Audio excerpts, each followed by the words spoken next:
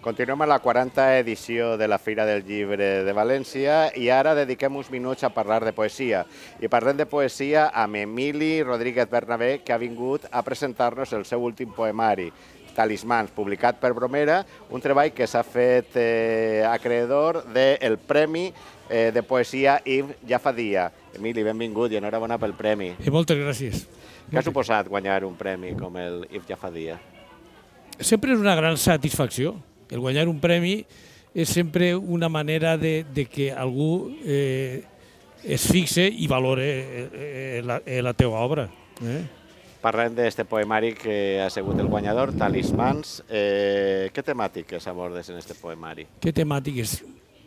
Els talismans, o sigui, en el llibre, són una mena d'objectes que durant la teua vida han anat bastint un simbolisme, d'alguna manera han nodrit el teu intel·lecte, la teua sensibilitat i la teua manera de vivir fins i tot. El que tracta del llibre és de poemes sobre aquests símbols, aquests objectes, d'una manera formal, en versificació sempre, o sigui, encara que hi ha poemes més formals, hi ha inclús sonets o estrofes sàfiques, i altres més lliures. Generalment els poemes més lliures tracten de temes més intel·lectius, més metafísics, mentre que els més formals, per la musicalitat del vers, tracten de temes una miqueta més lleugers, diguem. Este poemari ja va néixer com a poemari o són poemes de diferents èpoques o ja va néixer en el concepte de... és un poemari? Jo vaig començar a escriure el llibre ja en el títol de Talismans. I aleshores va ser una qüestió de col·leccionar tots aquells talismans que al llarg de la meva vida, vull dir que els talismans són aquells objectes que d'alguna manera t'han ajudat a viure. Aleshores, he anat fent poemes, fins a arribar a una col·lecció. En realitat són 30 poemes, però que dirien que serien 30 talismans, però n'hi ha molts més talismans en la meva vida i en la vida de qualsevol. Per tant, el llibre podia tindre 30 poemes o tindre 100, però he parat allí.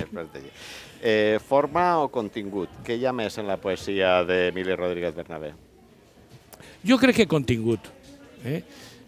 La forma sempre és, diguem-ne, una manera de dir, això jo també ho sé fer. O sigui, els poemes formals, guardant una mètrica rigorosa, ho sé fer, i per això faig alguns poemes mètrics, o sigui, en una mètrica més rigorosa. Però generalment els meus poemes domina el vers lliure. I la llengua? Vers lliure. No, però te dic, vers lliure. Però i la llengua? Quina importància té la llengua? La llengua, o sigui, en les paraules. En les paraules.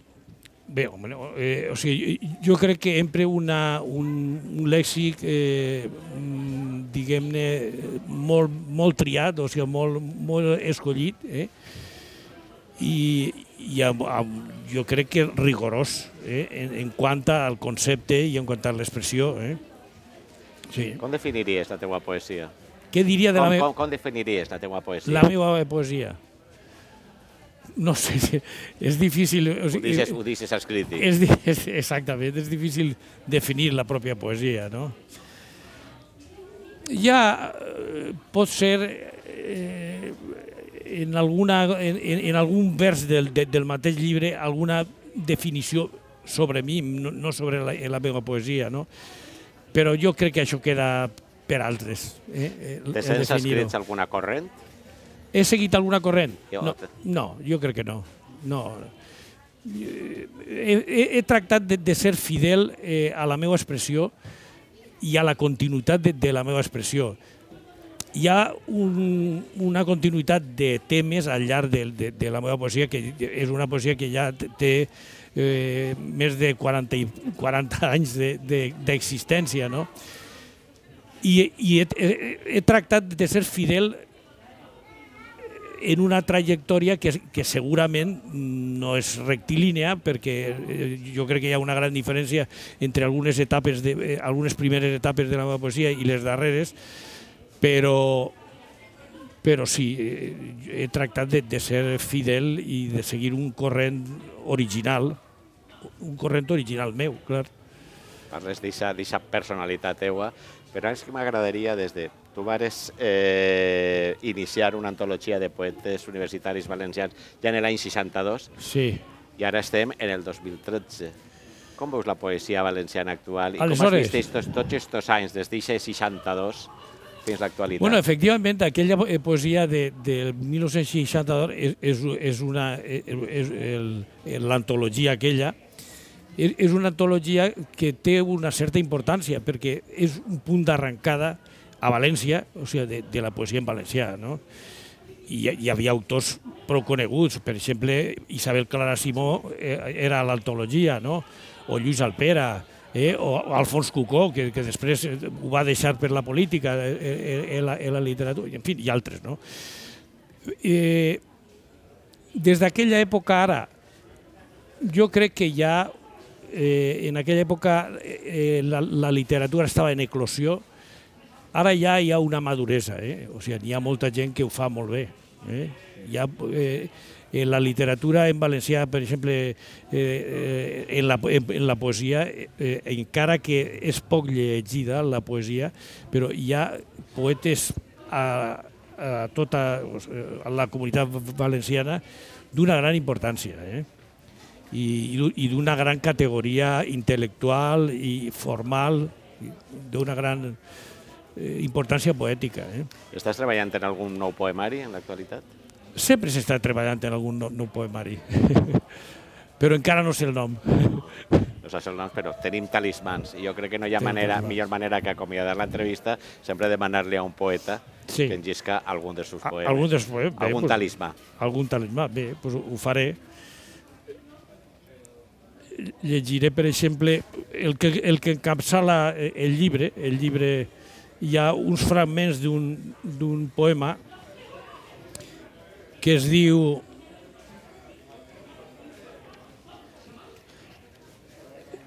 Una pintura modernista d'Helena Santonja.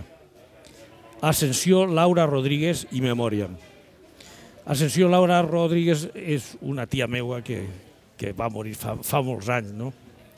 Però Helena Santonja sí que sabem qui és.